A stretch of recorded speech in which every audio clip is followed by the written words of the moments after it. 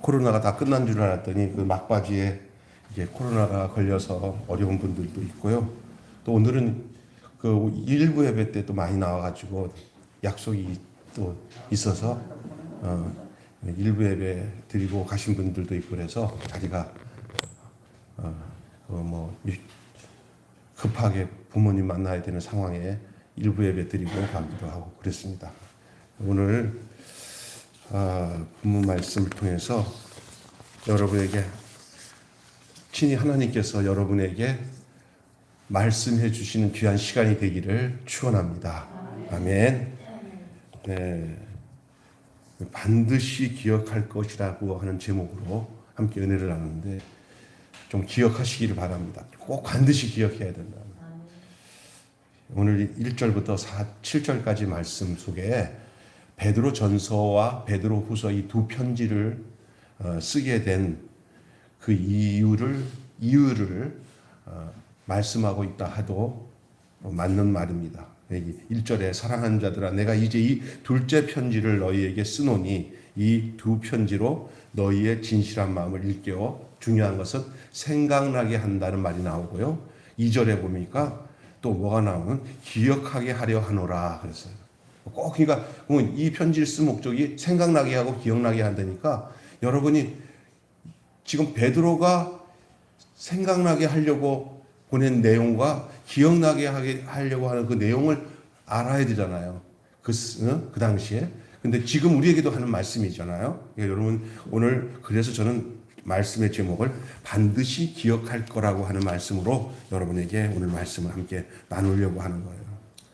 베드로가 이 편지를 보낼 때가 바로 로마가 다스리던 시대예요. 로마가 이 세계를 다스리던 시대에 특별히 팔레스틴 지역인 이 이스라엘도 로마의 점령지로 그들에게 의해서 통치를 받던 시대에 로마의 핍박이 더욱 심해지는 상황 속에 특별히 로마가 반기독교 정책을 쓰면서 베드로가 이제 죽음을 앞두고 거의 이제 죽음 직전에 놓여 있는 것을 베드로가 알고 있었어요. 이게 왜냐하면 나중에 베드로는 로마에 끌려가서 거꾸로 십자가에 매달려 죽어요. 여러분 잘 아는 네로 황제라고 있어요. 자기가 정신병자인데 왕이 로마에다 불질러 놓고는 그거를 누구에게 전가시켜야 되는데 야 기독교인들이 했다고 하자고 기독교인에게 다 덮어씌워가지고 온갖 핍박을 기독교인들이 받습니다. 예? 이게 엄청난 핍박의 시대예요. 그 속에서 베드로는 자기의 순교를 직감하고 반드시 이제 함께했던 성도들에게 이것 기억해라. 이것 기억하라고 하는 이 기억하고 또 생각나게 하기 위해서 전한 이 내용이 오늘 보낸 본문인데 저는 이 본문을 생각할 때마다 우리 교단, 성결교단이 일제시대 때 교단이 폐쇄령이 돼가지고 교단이 없어지고 교회가 없어졌어요. 그러나 교회가 없어졌다고 해서 성도들이 없어진 게 아니라 우리가 증거하고 있는 복음의 내용 중에 재림이라는 복음이 있어요. 우리 성결교단은 이 중요한 기독교에서 이게 진짜 중요한 복음이에요. 이게 어쩌면 이게 그래서 온전한 복음이라고 하고 풀 복음이라고 해요. 이게 뭐냐면은 좀 한국에는 장로교가 많잖아요. 근데 세계로 따진다면 장로교는 100분의 1밖에 안 되는 적은 교단이에요. 이 세계 전체의 교단 중에 한국 땅만 유별나게 장로교가 많아요. 미국 가면은 제일 많은 게 그리스도 교단, 그 다음에 침례교단, 감리교단, 이렇고 그 다음에 순복음 계통의 교단이 더 많아요. 한국에 들어와서 틀을 잡은 게 장로교니까 많지만 세계적인 분포로는 한국 땅만 유별나게 장로교가 많아요. 그래서 우리는 한국 땅에서는 장로교만 정통이라고 생각하는데 그렇지 않습니다. 특별히 이 대부분의 교단이 미국이나 대부분의 교단이 제일 중요하게 증거하는 복음의 내용이 이 4대 복음이에요. 특별히 CMA라고 하는 이 심플슨이 증거하는 그 교단에서는 이 사중복음과 똑같은 우리가 거기서 나왔기 때문에 우리 성결교가 그래서 그 사부중 복음의 제일 마지막 복음이 바로 재림이에요. 중생 따라합시다. 중생, 성결, 신유, 재림. 이게 성경을 관통하고 있는 중요한 4대 복음이에요. 사중복음. 여기에다가 순복음교단이 오순절교단은 거기다가 뭘 집어넣냐면 축복을 집어넣었어요. 그래서 오중복음이라고 그런 거예요. 거기서는 순복음은 오중복음이라고 그러는데 우리는 진짜 이 4개의 4대 복음이 너무 중요한데 그 중에 우리 성결교단이 일제시대 때 가장 핍박을 받고 교단이 폐쇄가 될 수 있었던 게 이 재림의 복음. 재림. 근데 이 재림이 얼마나 중요한 거냐면 저는 이렇게 좀 생각을 해요. 예수님 다시 오신다는 거예요. 예수님 임하실 때 성도들은 주님을 신랑으로 맞이하게 되잖아요. 그런데 이 재림의 신앙을 가지게 되면 이 세상에 정을 안 둬요. 이 세상 신에 이끌려가지 않아요. 재림. 반드시 신랑이 오시는데, 신랑이 오시는데. 그런데 또한 이 재림의 복음을 갖게 되면 나타나는 게 뭐냐면 그가 거듭나서 하나님의 자녀라고 하고 주님의 신부라고 한다면 주님 앞에 섰을 때 어떻게 서야 되겠어요? 예? 막 세상에서 막 저걸 두고서 막 캐스하게 살다가 주님 앞에 나 섰어요. 그러지 않을 거예요. 재림하신 예수님 앞에 쓸 성도는 신부잖아요. 그러니까 어떻게 쓰겠어요?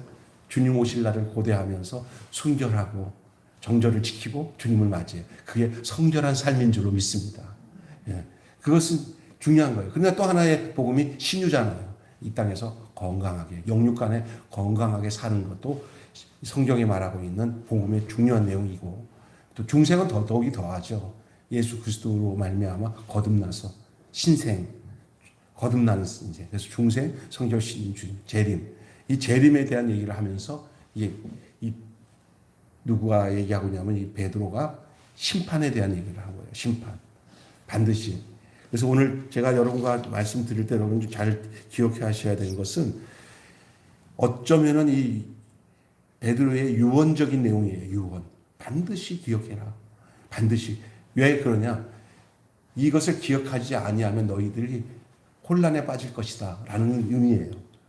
근데 여러분도 마찬가지예요. 그 당시 베드로가 그 당시 초대교회 성도들에게 보낸 이 편지는 그 성도들만이 적용될 수 있는 메시지가 아니라 이 말씀이 지금까지 이어져서 우리에게 온 것은 이 베드로가 그 성도들에게 보낸 이 편지의 내용은 오늘 우리에게도 보내는 편지의 내용이고 우리가 살고 있는 현실이 그때랑 다르다 할지라도 우리가 이 편지를 보면서 내용을 보면 저는 이걸 묵상하다가 야 진짜 중요한 말씀이구나. 진짜 기억해야 되겠구나. 왜냐하면 기억하지 못하도록 생각하지 못하도록 세상이 그렇게 만들고 있어요.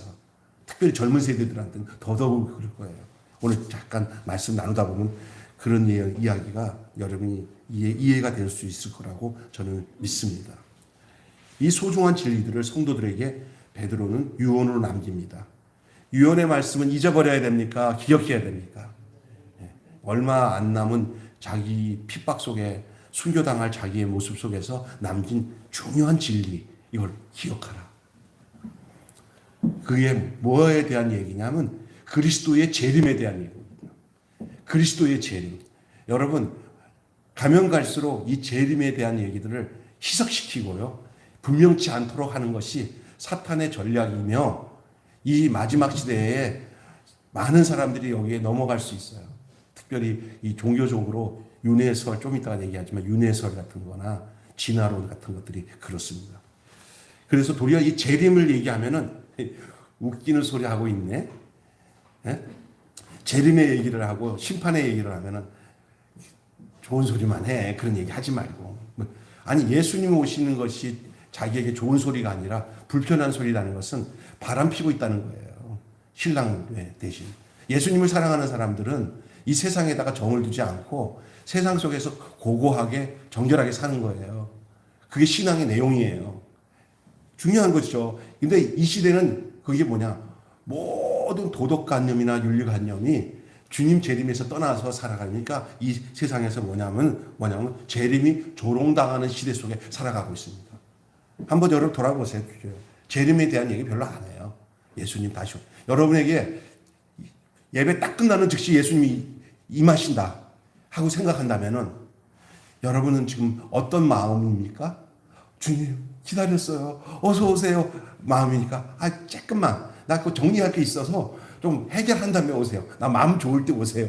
그러겠습니까? 후자일 경우가 많아요. 특별히 세상 속에서 승승장구하면서 잘 먹고 누리는 사람들에게서 내가 곧 오마 그러면 조금 더 이 세상 천국 같아요. 너무 좋아요. 오지 마세요. 그런 사람이 있는 반면에 좀 정말 사는 게 사는 것 같지 않고 너무 힘들어서 이 세상이 너무 악하니까 너무 눈에 보이니까 죄악이 간영하니까 주님이 오셔서 이 세상을 주님이 심판하시고 우리를 구원하소서. 그러니까 선한 능력으로 존 해퍼 목사가 그 고통 속에서 쓰은 글 내용이 이 찬양이에요. 믿음으로 그것을 기다리는 거예요. 근데 그게 이제 영적으로 정말 살아있는 사람은 이 땅이 부조리한 이 모든 세상이 자기에겐 불편해요. 그러니까 낮에나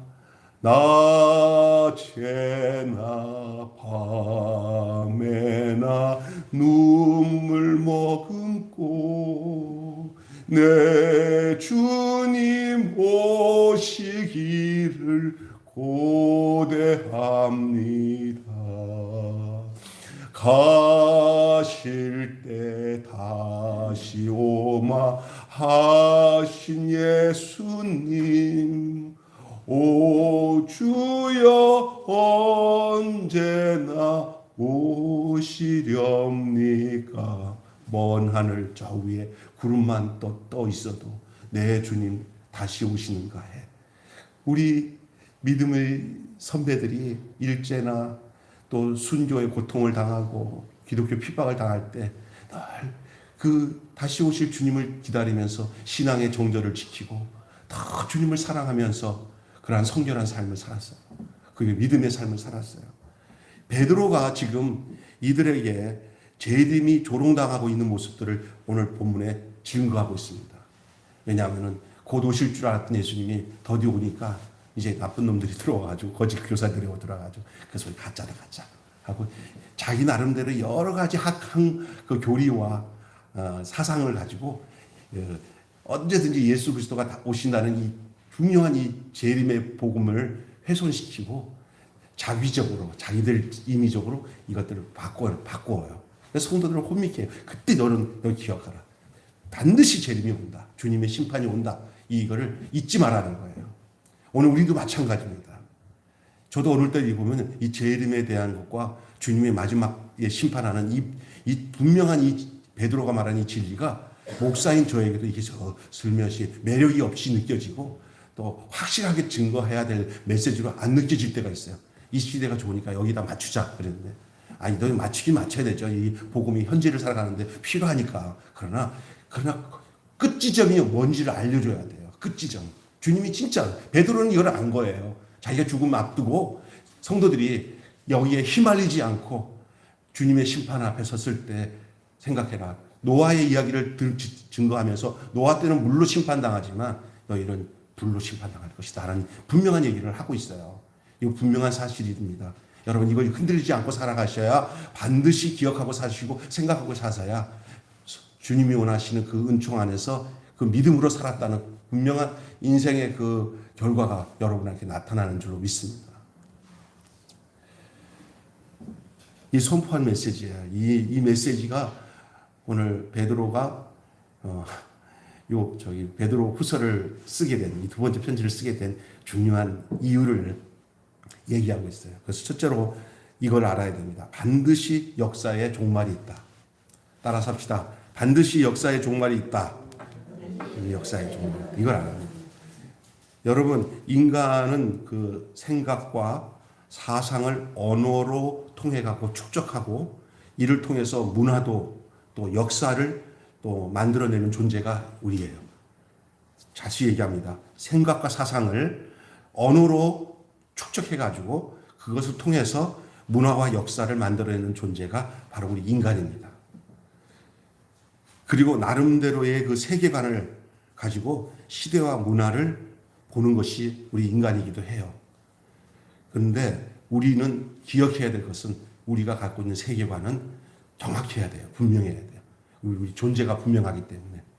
뭐냐? 성경적 세계관은 어떠냐면은 직선적인 거예요. 시작이 있고 알파와 오메가, 처음과 나중이 있어요. 다시 말해서 인생은 한 번밖에 없는 거예요. 그렇기 때문에 우리가 엄중하게 살아야 되는 거예요. 다시 말해서 무슨 얘기냐면, 이 잘못된 인간적인 면에서 하나님과의 관계를 부정하면서 이렇게 사상적으로 잘못된 영적인 생각을 갖고 있는 사람들은 종교적으로 이제 얘기한다면 할 말 없어요. 그렇게 생각하는 건 그렇게 생각하는 거니까.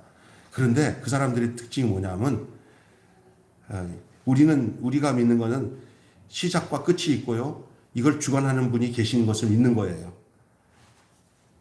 그런데 잘못된 것들이 있다는 것을 제가 얘기하는 게 뭐냐면 윤회적 세계관이 있어요. 그러니까 시작도 끝도 없이 돌고 도는 게 윤회관 세계관이에요. 대표적인 게 불교도 그렇고요. 심지어는 어떤 이단적인 사상을 갖고 있는 통일교도 그렇고 다른 종교에 보면은 거기다가 뭐를 가미시키냐면은 윤회관적 세계관을 가미시켜서 약간 이게 기독교 성경에 없는 부분을 살짝 집어넣었어요. 저도 거기에 관련된 사람들과 함께 교제를 해봤는데 나중에 보니까 베드로서를 묵상하면서 베드로가 이걸 엄중하게 이게 기억하라고 하는 것을 보면서 느낀 게 뭐냐면 이게 이단이구나. 이게 잘못된 거구나. 이 사람 이 성경에서 떠나는 거구나. 이걸 알겠어요. 여러분 중요한 것은 시작도 끝이 없이 돌고 도는 윤회관적인 세계관을 기독교 안에 도입시키면 성도들이요 어떠냐 하면 기억해야 될 것을 기억 안 해요. 시작이 있고 끝이 있어요. 주님 앞에 설 날이 있어요. 그러니까 엄중하게 받아들여야 될 줄을 믿습니다. 죽어서 이 땅에 잘못 살면 개로 태어났다가 개로 또 잘 살다가 또 인간으로 돌아오면 되겠지. 어찌 이런 해결망측한 일이 있을 수가 있습니까? 여러분 잘못 살면 개가 된대요. 그거는 그 인생은 정말 비참한 인생이죠. 윤회적인 인생은. 여러분 한 번 태어난 것은 사람에게 정한 것이고 그 위에는 심판이 있고요. 그 위에는 주님 안에서는 천국, 주님 밖에서는 그냥 끝나는 거예요. 그리고 더 나아가서는 이런 윤회적인 세계관보다는 유물론적 세계관을 가지고 있는 경우가 있어요. 이거 인간은 육체 덩어리야. 그냥 살다가 이 흙덩어리 죽으면 끝이야. 그냥 머릿속에 뇌가 있고 과학적으로 따져서 이렇게 사는 거야. 그러니까 짐승이랑 사람이랑 별다를 게 뭐 있어. 이렇게 생각하고 살아가게 돼요. 대부분의 주님을 믿지 않고 성령 받지 않고 은혜로 하나님의 자녀됨에 대한 확신이 없는 사람들에게는 이런 사고들이 이렇게 정신 철학이나 이런 것으로 다가와요. 그런 책들을 보면은 이제는 하나님을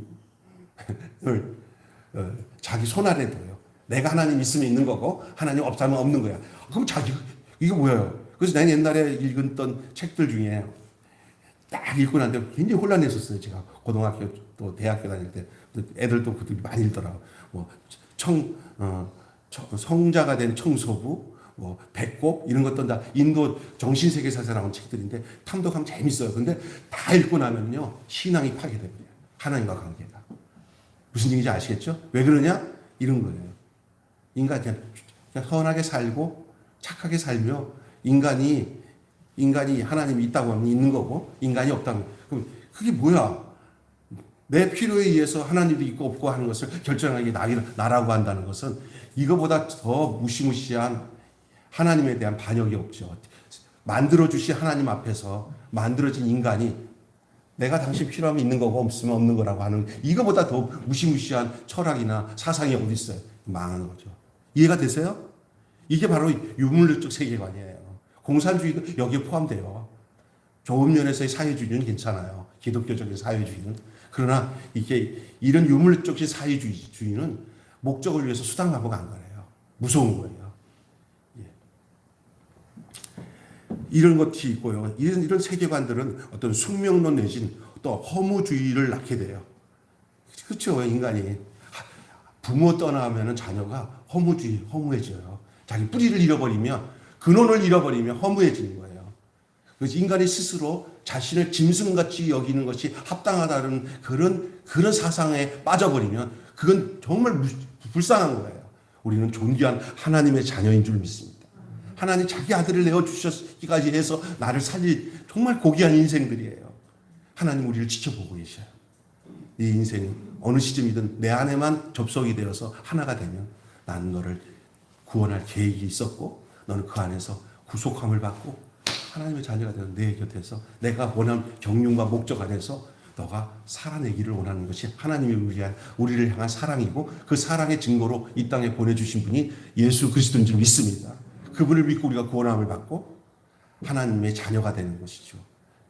이게 이 존재감을 분명히 실존적인 이 존재감, 이 성경적 세계적 안에서 보는 이 존재감을 분명히 가져야 우리의 인생이 주 안에서 고귀한 인생이 되는 것인 줄 믿습니다. 아멘. 그렇습니다. 그러니까 그렇지 않고는 떠나봐요. 하나님 떠나면 허무해져요. 세상 것 아무리 좋다고 다 해봤지만 나중에 보면 다 허무한 것밖에 없어요. 제가 그런 사람 요즘 많이 만나요. 얘기해 보면 목사님 이제 소용없어요. 나 그냥 나 땡 하고 정리가 다 되고 땡만 되고 건강만 하면 그냥 그거로 만족하고 주님 안에서만 살래요. 이게 좀 이제 주님 앞에 들어올 수 있는 조건이 된 거예요. 아직도 하나님보다 더 매력적인 게 있으면 하나님께 안 와요. 있습니까? 하나님보다 더 매력적이고 더 마음에 가는 곳에 있으면 하나님께 들어온다는 것은 참 희박해요. 아예 안 될 거라고 봐요. 하나님이 제일입니다. 이거 다 내가 해보니까 다 허무한 겁니다. 그러니까 그 허무한 것을 느끼기 전에는 확실하게 느끼기 전에는 하나님께 돌아올 이유가 없어요. 안 돌아와요. 그 얘기를 했더니 맞대는 거예요. 그냥 우리 형제가. 그래서 맞아요. 지금은 하나님밖에 없다는 거예요. 그게 뭐 이론으로 믿어지는 게 아니에요. 그냥 믿어지는 믿음으로 믿어지는 거예요. 그냥 성령께서. 허무주의에 빠져서 사는 사람들 얼마나 많아요. 뭐 사람 얘기하기 뭐 하지만 저번에 텔레비를 보니까 머리 싹 대머리로 있는 애 있어요.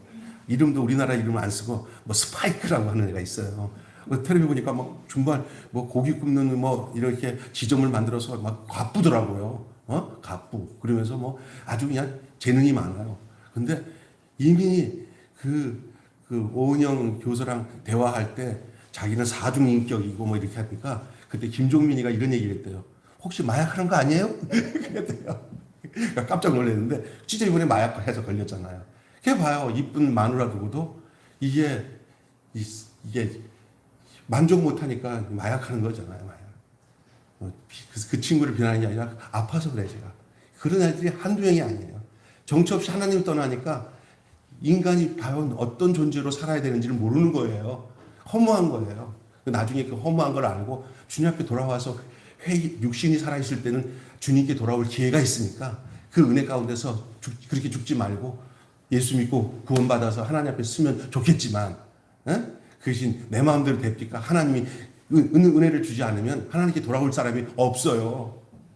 믿습니까? 이게 어떤 내용이냐. 허무주의를 낳고 결국은 쾌락주의로 나가요. 쾌락주의. 하나님 떠나고 심판하시는 하나님을 믿지 않고 내 멋대로 내 인생을 살면은 허무주의나 쾌락주의로 갑니다. 허무주의나 쾌락주의로 가요. 그래서 그걸 자기가 알고 있는 듯해요. 내가 하나님 앞에 서면은 죽는구나. 그러니 이 땅에서라도 그냥 즐겁게 사는 것이 그냥 아무 이유 없이 사는 것이 그게 답이구나. 라고 자기가 답을 정한 거예요. 쾌락주의. 근데 우리의 쾌락은 의미 없는 그런 육체적인 쾌락이 아니라 주님과 함께하는 삶이 얼마나 행복한지. 그냥 육신의 술을 먹어도 쾌락으로 가잖아요. 그걸 육신의 술을 먹고, 근데 우리는 같은 술을 먹어요. 근데 성경은 뭐라고 하냐면 쇠술에 취했다. 하나님의 은혜 안에 취해서 그것을 분명히 알기 때문에 그렇게 사는 거예요. 그러니까 여러분 지난 200년간의 그 교회를 위협하는 사탄의 가장 효과적인 무기가 진화론과 유물론이었어요. 하지만 역사는 하나님의 계시를 통해서 봐야 되는 거예요. 절대 그쪽으로 보면 망하는 거예요. 그쪽으로 보는 사람들은 이미 나는 하나님 떠났다라고 생각하면 맞는 거예요. 인간은 하나님의 계시의 눈으로 자신을 봐야 정확하게 알게 되는 거예요. 하나님의 경륜, 하나님의 섭리와 계획을 거기서 발견되지 절대 인간 스스로의 어떤 사상이나 철학 가지고는 알 수 없어요. 그게 이겁니다. 오늘 본문에서 얘기하는 것이 역사에는 종말이 있으며 그 역사는 예수 그리스도의 재림을 통해서 완성된다는 믿음이에요. 이것을 기억하시기 바랍니다. 저는 오늘 이 베드로가 한 이 7장의 7절 1절부터 7절까지의 내용을 오늘의 표현으로 여러분에게 표현하는 게 오늘 이 말씀의 내용이라 할 수가 있어요. 다시 얘기합니다. 역사에는 종말이 있으며 그리스도의 재림을 통해 완성된다는 믿음. 이 믿음이 중요한 여러분이 기억해야 할 또 생각해야 될 내용인 줄로 믿습니다. 두 번째로는요, 이것이에요. 이제 그 얘기하면서 이제 이단 세력에 대한 말세에 나타나는 이단 세력에 대한 얘기를 할게요. 특히 베드로서는 잘 읽으면 이단에 대한 정확하게 분별할 수 있는 그런 해안을 줘요. 예수님이 이 땅에 오심이 말세의 시작입니다. 여러분 말세다 그러는데 이미 말세는 시작됐어요. 예수님이 이 땅에 오실 때부터 말세예요. 그러니까 벌써 2000년이 넘었죠? 말세예요. 그리고 그 예수님 시대와 초기의 기독교인들뿐만 아니라 그것이 지금까지 2000년이 지난 지금까지도 계속 이어오는 거예요. 근데 왜 이렇게 길어요? 1000년이 하루 같고 하루가 1000년 같아요. 우리 개념으로는 길지만은 하나님은 한 명이라도 더 구원 얻기 위해서 참으시는 것이고 기다려 주시는 거예요. 그리고 이게 긴 시간이 아니에요. 언제 우리가 생각지 않은 날 하나님이 진짜 그 마지막 심판의 마침표를 찍는 그날이 올 거예요. 그날이 내일이 될지 아니면 우리가 죽고 난 뒤에 또 1000년이 더 갈지 2000년이 더 갈지는 몰라요. 그럼 하나님의 시간 앞에서는 그건 하나의 정점과 같아요. 우리가 볼 때는 긴 시간이지. 마치 여러분 하루살이랑 우리와 인생의 길이가 비교한다면 엄청난 차이잖아. 근데 하루살이가 같이 놀다가 누가 배추벌레한테 하루살이가 이러더래. 너 내일 죽었어 그랬더니 배추벌레가 그래 죽었다 그랬더니 하루살이가 너 내일 보자 그랬더니 벌레 한번 봐라 이 하루살이야 그랬다잖아요. 하루야. 우리 인생이 우리 눈에는 하루살이에요. 저기 하나님 눈에는요. 그러니까 또 긴 인생이 아니잖아요. 그 문제는 뭐냐? 여러분 이 땅에 예수님이 오심이 말세 시작이라고 말씀드렸잖아요. 근데 이 말세에는요. 적그리스도와 이단들이 활개를 치게 된다. 예수님께서도 말씀하실 뿐만 아니라 예수님의 제자된 사도들이 그 유다서를 비롯해가지고 오늘 베드로서에서도 계속 그 부분의 얘기를 하고 있어요. 거짓 교사들. 갈라디아서도 나와요. 활개를 치고 있어요. 재림을 기다리는 성도들이 죽기 시작을 합니다. 특별히 데살로니가 전후서를 잘 읽어보면요. 그 예수를 재림이 곧 올 줄 알고 기다렸는데 안 오니까 막 뒤숭숭하니까 먼저 그리스도한테 죽은 자가 일어나고 그다음에 나중에 우리들이 이제 다시 무덤의 문을 열고 나올 것이다. 그래서 주를 만날 것이다. 피차 서로 위로해줘라. 거기에 그러면서 그냥 예수님이 곧 안 오니까 막 개념 없이 사는 사람한테 그냥 그렇게 일하기 싫은 자는 먹지도 말라.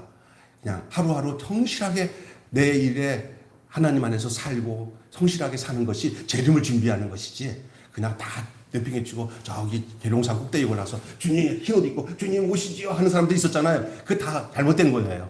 여러분이 피곤한 인생을 살아가더라도 여러분의 삶의 현장이 주님의 재림을 기다리는 현장인 줄 믿습니다. 누구 안에서? 예수 안에서. 말씀을 따라 동행하면서. 근데 그들은 그렇게 얘기를 안 하잖아요. 조롱을 해. 예수님 곧 온다는데 왜 안 오냐? 이게 다 거짓말이야, 임마. 내가 생각한 건 이런 것 같아. 하면서 자기 생각한 거 가지고 이렇게, 네 말도 맞는 것 같다. 그게 혼란스러운 거예요. 우리 요즘에 이단들이 예수님 사람들 찾아가고 내 말 좀 들어봐. 우리는 이렇게 믿는데 너 믿는 거 좀 고려하잖아. 구려하고. 진부하지 않아? 그게 뭔가 잘못된 거야, 이거는. 성경을 잘못 해석한 거야. 우리가 해석하는 거 잘 들어봐. 얼마나 필요한지 몰라. 이게 해석시키거든요. 그게 흔들러 놓는 거예요. 여러분, 그런 데가 한두 군데가 아니에요. 그러니까 어디 가서 우리 재밌는 성경 공부 제목이 있는데 가자 그러면 매일 교회 성도는 우리 매일 교회 안에 있는 안에서 충분하니까 다른 데 가서 뭔가 헬름헬름 하지 마시고 잘못 먹고 헷갈아가지 마시고 그냥 교회에서 주는 말씀만 제대로 듣고 거기에 흔들림이 없이 쓰기를 주님의 이름으로 축원합니다. 마지막 때 뭐 곳곳에 이단들이 한두 군데가 아니에요. 예. 여기 보시면 알겠지만 재림을 기다리는 성도들이 죽기를 시작하자 거짓 교사들이 예수님의 재림을 사기극으로 치부합니다. 그리고 재림이 없으니까 뭐가 없는 거예요. 심판도 없는 거예요. 심판이 없어요. 그렇게 속여요. 그래서 자신의 정욕을 채우기 위해서 교회를 유혹하고 교회를 공격합니다. 성도는 이런 일이 일어날 때 놀라지 말아야 합니다. 왜냐하면 예수님도 말씀하셨고 예수님 제자도 말한 거예요. 마지막 때 적그리스도가 올 것이고 거짓 교사와 거짓 선지자들이 와가지고 너희들을 미혹하게 될 것이다. 마태복음 25장에 보면 사람들의 미혹에 걸려 넘어가지 마라. 적그리스도가 보면 이렇게 예수께 떠나게 하기 위해서 미혹해 하는 영들이 찾아올 거다. 이제 이단들이거든요. 성도는 이런 일이 일어날 때 놀라지 말아야 될 것은 주께서 말세를 향해서 이미 예언해 놓으신 일이기 때문에 그래요. 지금 내가 얘기하는 일이 성경에 예수님이 하신 얘기를 그대로 여러분에게 말씀드리는 거예요. 예수님이 하신 말씀이에요. 이런 일이 올 거다. 이 이단들이 흥황하는 것처럼 보이더라도 실망하지 말아야 될 이유가 있어요. 어떨 때 보면요, 교회가 막 매각이 돼가지고 막 하면은 그 욕심 부려서 교회를 막 이렇게 크게 해가지고 막 매각되는 교회, 그것도 잘못이에요. 사실은. 그러나 그 이후에 그 교회가 못 사니까 하나님의 교회라고 하는 그 이단들이 그냥 아주 그런데 아주 눈이 밝아가지고 그 법인체를 가지고 그냥 부동산을 사들이시 다 사다 드려요. 꽤 많아요. 그죠? 그게 이단이에요, 이단. 근데 그쪽은 그게 눈이 밝아요. 그리고 성도들은 이 건물의 신앙에 매여 있는 게 많아요. 그러니까 내가 돈 들여서 교회를 사는데 이게 팔아넘겼잖아요. 이거 내가 샀는데 그랬더니 우리가 새로 접수했는데 그 예수 믿는 거나 우리 믿는 거나 똑같으니까 그냥 다니던 교회 다니세요 하고 그래서 붙잡아갖고 그냥 접수하는 거예요 지금. 정신 차려야 되는 거예요. 이건 문제는 기독교인들이 먼저 잘못한 거지. 너무 욕심을 과하게 해가지고 교회가 파산되는 것, 그리고 교회 건물을 내놓은 것도 문제가 되지만 그 뒤에 문제가 더 심각한 문제예요. 이단들이 그걸 접수하고 영혼을 그냥 통째로 다 걷어가는 거예요. 건물에 매이지 말고 그때는 빨리 그 사람이 건물을 샀더라도 그 이단이 샀더라도 거기서 빠져나와야 되는데 거기에 상당히 많은 세력들이 넘어가는 거예요. 이런 얘기입니다. 하여간 그렇다는 거예요. 놀라지 말아야 돼. 왜냐면 그런 일 보면서 와, 세상에 놀라지 마세요. 당연히 주님도 이런 일이 있을 거라고 말씀하신 거예요.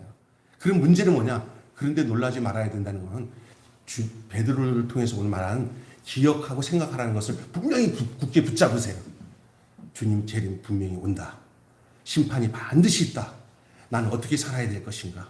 이것에 대해서 여러분 늘 숙고하시고 그 믿음으로 또 기도하면서 성령의 도우심을 구하면서 세상이 막 흔들려도 주님 안에서 흔들리지 않은 신앙생활을 하시기를 주님의 이름으로 축원합니다. 주께서 말세를 향해서 이미 예언하신 일이기 때문에요. 그렇습니다. 그들이 등장하는 것이 예언됐듯이 그들이 멸망할 것도 예언되었어요. 그러니 저들이 막 득세해서 기독교인들이 전부 다 저 이단으로 다 빠져들게 생겼다라고 생각해도 그 숫자에 그 세력에 흔들리지 마시기 바랍니다. 전 진짜 언젠가 여기 화곡동 나갔더니 그 젊은 애들 이쁘장하게 생긴 남녀 청년들이 한 수백 미터 쭉 줄 서가지고 이쪽에 웬 젊고 이쁜 애들, 싱싱한 젊은 애들이 왜 이렇게 많이 나왔어 했더니 나중에 보니까 그 신천지에 소속되어 있는 애들이 전도하러 쫙 나와갖고 이 화곡동에서 이쪽 발산역까지 그냥 줄을 지어가지고 그냥 서 있는데 그 엄청난 숫자가 와, 우리 기독교는 뭐지? 와, 쟤네들 막 내가 예수를 안 믿으면 걔네들 보면서 흥미로워질 수밖에 없는 상황인데 도와서 제가 요즘에 또 생각해 보니까 당연한 거예요. 당연한 거예요. 우리보다 이 악한 영, 다시 말해서 이 적그리스도 세력들이 이 세상에서 더 메리트 있게, 매력 있게 이 사람을 모집도 하고 훈련도 시키고 할 수 있다는 거예요. 우리 정신 차려야 되지만 진짜. 그 가짜들도 진짜 저렇게 잘하는데 진짜는 우리들은 아닌 것처럼 살아. 진짜가 아닌 것처럼.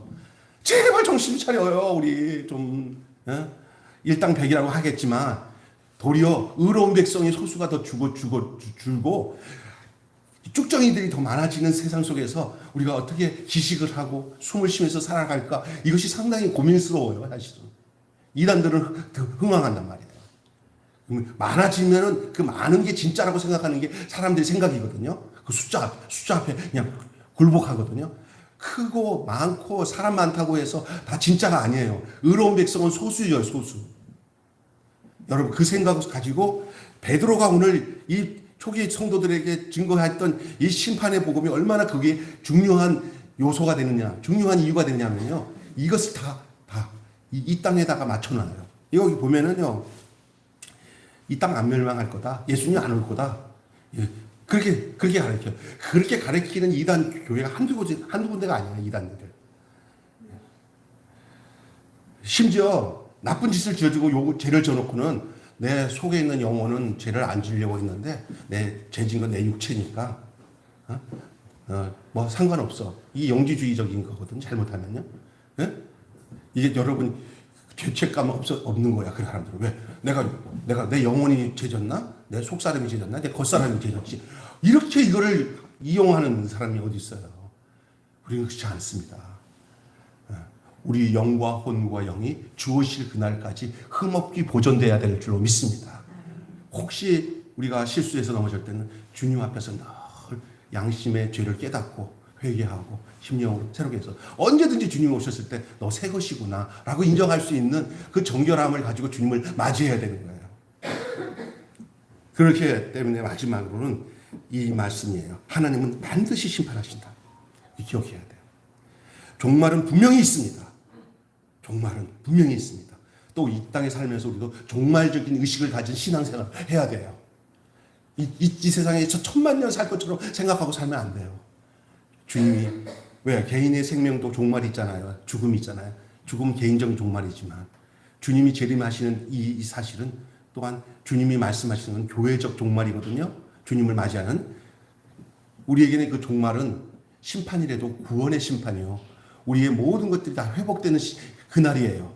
약속대로 주님이 그 알곡과 쭉정이를 가르는 마지막 때 여러분이 알곡이 되시기를, 신부가 되시기를, 정결한 신부가 되시기를 주님은 그렇게 기대하고 여러분을 바라보고 계시는 줄 믿습니다.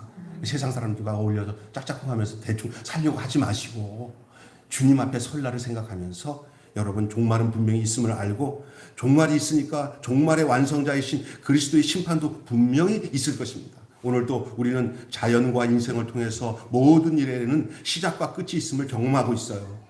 노아 시대에 하나님은 홍수로 심판하셨지만 재림의 때에는 주님이 다시 오실 그날에는 하늘을 뒤엎는 불로 심판할 것이에요. 물로 세상을 심판하시고 멸망시킬 때도 순종하는 노아와 그 가족을 구원하셨던 것처럼 마지막 때도 노아의 가족처럼 순종하는 자들에게 하나님의 말씀을 그대로 알고 기억하라고 한 것을 기억하고 생각하는 것을 분명히 생각하고 그것을 받아들이고 살았던 경건한 성도들을 순종하는 성도들에게 주님은 노아를 구원하셨듯이 우리를 온전히 구원하는 그 마지막 심판 때 주님이 오신다는 거예요. 여러분 그것을 이 베드로가 얘기하고 있는 거예요. 하나님이 우리가 받을 확실한 심판을 이미 예수 그리스도에게 다 내리셨기 때문에 우리가 받을 심판은 그날에 받을 모든 심판을 아들이신 예수 그리스도에게 심판을 다 내리셨기 때문에 예수 그리스도가 다 해결했기 때문에 우리는 그리스도 안에만 있으면 우리는 이미 심판받은 자로서 해결이 끝나고 주님이 우리를 주님 안에서 우리는 주님의 구원의 반열에 쓰게 되는 줄로 믿습니다. 성도의 반열을 쓰게 되는 거예요. 그걸 믿어야 되는 거예요. 마지막 때까지. 우리를 위해 구속의 제물, 대속의 제물이 되셔서 예수 그리스도께서 그날 받을 심판은 나에게 없습니다. 이제는 예수님께 다 갔습니다. 나를 위해서 누가 심판받았습니까? 형벌받았습니까? 예수님이 형벌받았잖아요. 그 은혜를 가지고 그 은혜를 기억하고 하루하루 살아간다면 우리가 함부로 우리의 삶을 이렇게 세상에 악한 것에 방치하지 않습니다. 늘 그 은혜, 구원받은 은혜를 가지고 현재를 살아가는 저와 여러분이 되셔서 그 미래가 그래서 보장되는 거예요.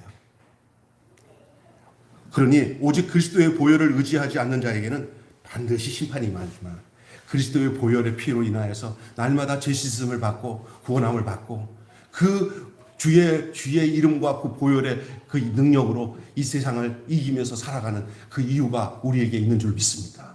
그게 우리예요. 그러니까 세상에서 살아가면 환난도 있어요. 핍박도 있어요. 그러나 이길 수 있는 근거는 주 예수의 보혈과 그의 이름의 권세예요. 믿습니까? 그 이유를 지금 얘기하면서 절대 요동치 마라. 아무 이유 없이 너희들을 방치하지 않는다. 그 약속은 유효하다. 심판은 반드시 있다. 종말에 재림은 분명히 있다. 얘기하고 있어요. 여러분 제가 보니까 재림신앙 제대로 믿는 사람 반듯하게 정확하게 재림의 신앙을 성경적으로 제대로 알고 믿는 사람들을 치고 신앙이 이렇게 혼란스러운 사람이 없어요. 다 정확해요. 그 믿음을 가지고 사세요. 그러면 불현간 어느 날 마지막 때에 우리 주님이 사랑하는 딸아 너 참 고생했다. 그런데 그래도 어떻게 이렇게 기쁘고 즐겁게 잘 살았냐. 주님 내가 주님 은혜로 살았어요. 당연히 내 육체를 살아가는 동안에 내가 다 경험하고 닥쳐야 될 일들인지 저는 알고 있었어요. 아유 누가 와서 그냥 얼마나 거짓말을 그냥 했는지 한때는 혼란스러웠는데 김병수 목사 만나서 말씀 듣다가 정리가 됐어. 이제는 전혀 뒤돌아보지 않고 주님 뜻대로 이렇게 해서 살아왔어요 라고 얘기할 수 있는 여러분 되시기를 바랍니다. 흔들리지 마십시오. 예. 특별히 재림에 대해서 흔들리면 몽땅 다 흔들려요. 재림이 흔들리면 절대 11조 못해요. 세상 게 좋으니까. 재림이 안 흔들리면 재림에 대한 생각이 분명하면은 이 세상의 정을 안 둬요. 이게 까짓 거. 하나님 다 아는 확실한 믿음 안에 씁니다. 여러분 나는 전에 이 재림의 신앙을 좀 빼고 나머지 3대 중생 설교 신유 가지고만은 가능하는데 재림에 대한 분명한 믿음이 없으면 이 앞에 거 다 소용이 없어요. 다시 오실 주님 앞에 설 생각을 한다는 것은 앞에 있는 이 세 가지가 온전해지지 않으면 이 재림의 신앙이 빛을 발할 수가 없는 거예요. 믿습니까? 여러분 하루하루 정결하게 거룩하게 주님이 주신 그 삶이 얼마나 고귀한지 비록 빛에 쪼달려도 괜찮고 골치 아픈 일이 있고 몸에 병이 들어도 이 신앙 흔들리지 마십시오. 그 신앙이 나를 살리게 합니다. 예? 그리고 주님 앞에 서게 합니다. 예? 세상 것에 휘말리지 마시고 승리하는 그 이유가 있어요. 우리는 기억해야 합니다. 그리스도가 없는 자는 긍휼이 없는 심판을 받게 되고 그리스도께 속한 자는 영원한 천국에서 영원을 누리게 될 것입니다. 심판을 무시하며 진리를 조롱하는 거짓 세력들은 노아 시대에도 심판을 받았던 것처럼 노아 때 야야 무슨 홍수냐 까불지 말라고 난리 쳤다가 나중에 산 위에서 배를 지으니까 막 놀리고 또 홍수가 경험되지 않는 시대에 홍수 얘기하니까 짤데없는 소리 경험해봤냐 막 그러잖아요. 봤냐 하나님 봤냐 이거랑 똑같은 거거든요. 그냥 노아의 가족들은 하나님 말씀대로 부지런히 밥도 짓고 장가도 보내고 시집도 보내면서도 방주 짓는 일이 우선이었어요. 근데 이 세상 사람들은 뭔지 아세요? 방주 짓는 일은 관심 없어. 하나님 명령 관심 없어. 먹고 입고 사고 팔고 거기만 관심 있어. 그래서 성경에 얘기하잖아요. 노체 때 노아의 때 뭐가 문제예요? 하나님 없이 먹고 입고 사고 팔고 시집가고 장가가고 그것이 죄는 아니지만 하나님 없이 하니까 망하는 거예요.